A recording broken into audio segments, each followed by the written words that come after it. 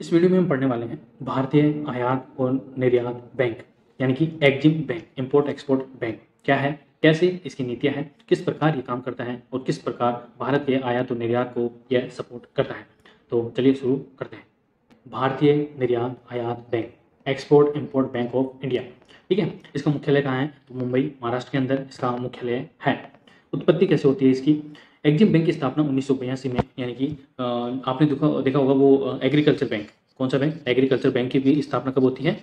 1982 के अंदर। अब एग्रीकल्चर बैंक का क्या नाम है? वो है नाबार्ड। क्या नाम है? नाबार्ड। नाबार्ड बैंक की स्थापना भी कब होती है? 1982 के अंदर ही होती है, तो वो भी आपको ध्यान रखना है। वो कृषि में हेल्प करता है, ये एक्सपोर्ट इंपोर्ट में हेल्प करता है। तो एग्जिम बैंक की स्थापना 1982 में भारतीय निर्यात आयात बैंक अधिनियम 1981 के तहत की गई थी। इसे भारत के लिए एक विशेष निर्यात ऋण एजेंसी के रूप में स्थापित किया गया है।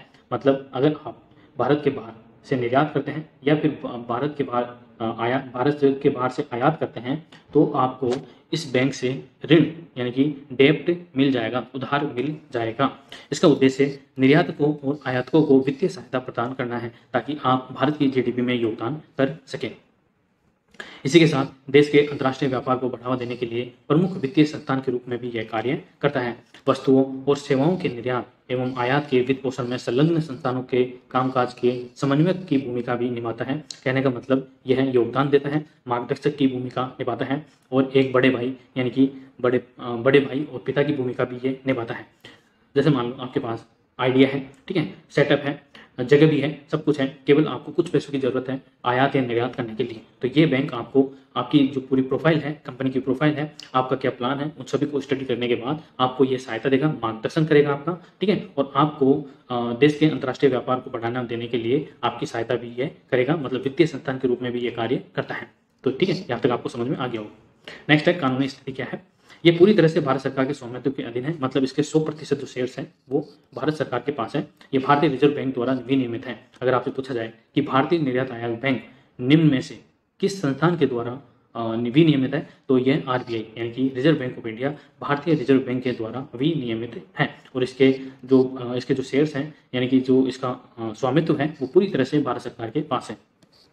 इसके कार्य, ये विदेशी संस्थाओं, राष्ट्रीय सरकारों, क्षेत्रीय वित्तीय संस्थानों और वाणिज्यिक बैंकों के लिए लाइन ऑफ क्रेडिट की सुविधा या इसके विस्तार पर विशेष बल देता है। अब यहाँ पर एक टर्म आया कि लाइन ऑफ क्रेडिट क्या है, ठीक है। तो लाइन ऑफ क्रेडिट का मतलब ये है, जैसे मान लो आपने इस बैंक से लोन लिया 1000 रुपये का, ठीक है। 1000 रुपये का तो लोन मिलता नहीं है, खैर मैं आपको समझाने के लिए बता रहा हूँ।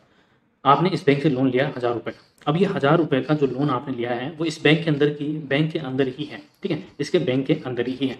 अब आपने 1000 रुपये में से केवल 500 रुपये क्या किया, 500 रुपये काम में लिए और 500 रुपये बैंक के अंदर ही है और 500 रुपये आपने उस लोन में से काम में ले लिया है। तो केवल और केवल आपको उस 500 रुपये के ऊपर ही ब्याज देना पड़ेगा, 1000 रुपये पर ब्याज नहीं देना पड़ेगा। केवल आपने जितना रुपए काम में लिया है उसी रुपए के ऊपर आपको ब्याज देना पड़ेगा। उसी को कहा जाता है line of credit.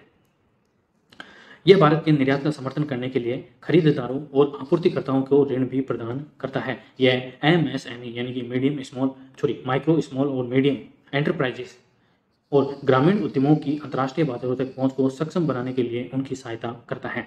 I hope आपको एग्जिम बैंक यानी कि भारतीय निर्यात आयात bank, export import bank of India के बारे में सब कुछ पता चल गया होगा।